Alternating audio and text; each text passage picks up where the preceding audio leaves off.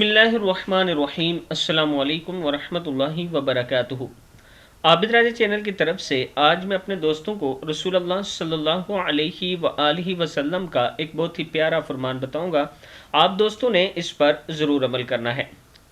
3 بنیادی باتیں حضرت انس رضی اللہ تعالیٰ عنہ فرماتے ہیں کہ رسول اللہ صلی اللہ علیہ وآلہ وسلم نے فرمایا 3 باتیں ایمان کی جڑ ہیں۔ نمبر 1، جو آدمی لا الہ الا اللہ کا اقرار کرے، اس سے جنگ اور مخاصمت ختم کر دینا۔ اب کسی گناہ کی وجہ سے اس کو کافر مت کہو، نہ کسی عمل کی وجہ سے اس پر اسلام سے خارج ہونے کا فتویٰ لگاؤ۔